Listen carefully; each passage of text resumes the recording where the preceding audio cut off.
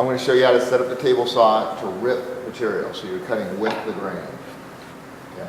First thing you do, this handle in front, you're going to lower it down, you're going to raise the blade until it's about 1/4 of an inch above the board.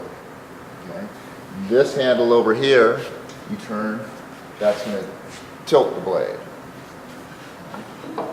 Once you've got the blade set up to the proper height, you're going to take your push stick, you turn the machine on, your left hand's going to hold the board against the fence, your right hand is going to push the board through all the way off the end of the table. It's important that the push stick is on the right side of the blade, in between the fence and the blade. That's the piece of wood that's going to kick back. Okay. So.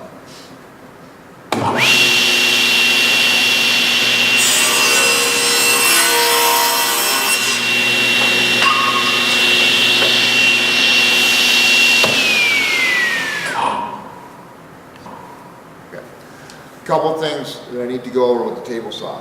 First of all, the most dangerous part of the table saw is the board kicking back. It can go through a wall and anything that's in its way. Okay? So you have to be really careful as far as the kickback. When the board's in here and this is spinning, it's like a pitching machine for baseball. It's got a big wheel spinning.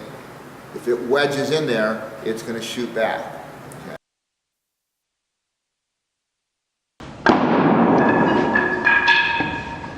That was close. Okay. So, you need to make sure that you have the push stick in control of that piece. That's the one that's got to get pushed through. Okay. Also, if you're standing in front of it, it's going to come back and hit you. If you're standing to the side and it kicks back, it's going to miss. Okay. So you always stand to the left side of the blade, and you always push the board on the right side of the blade. Yeah.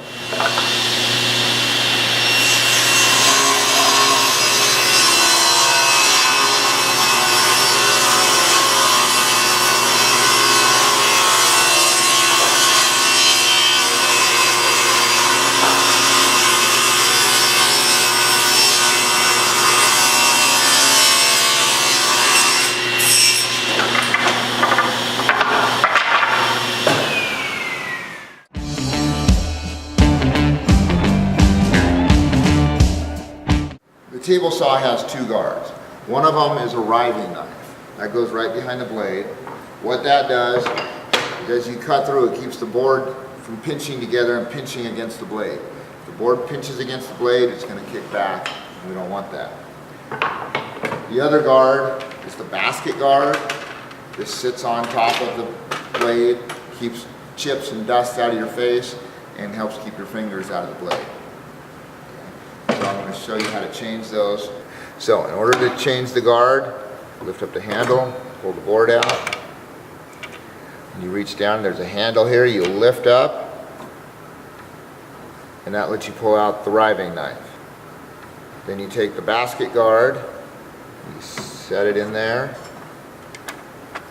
you push the handle down, you take this,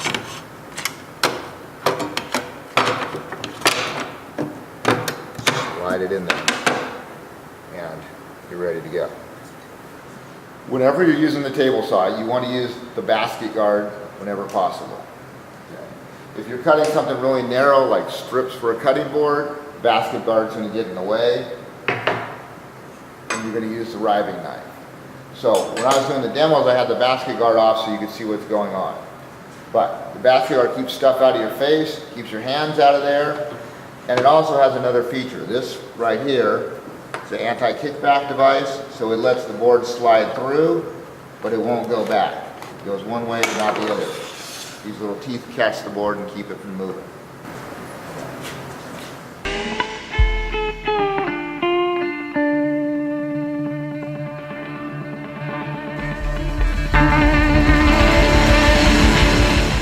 Okay, so we talked about ripping or cutting with the grain on the table saw. Now I want to show you how to cut across the grain, or cross cutting. To do that, you use the miter gauge. A miter is simply cutting an angle. So this will rotate to different angles, tighten it up. When you're ready to cut, you're going to hold the board with your thumb on the metal and your finger's on the wood, the right hand goes on the red handle and pushes it through. When you're doing this, it's important not to have it touching the fence. So you don't want the board up against the fence. That little piece in there that you cut off is going to end up kicking back. So have the fence out of your way, turn it off.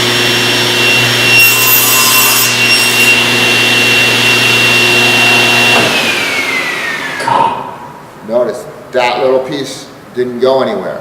If the fence was up against here and pinching it in there, that little piece would have shot back.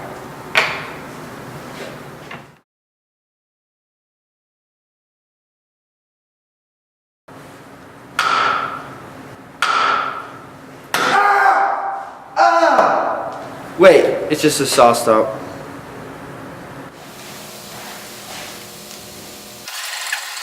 Is that what you wanted?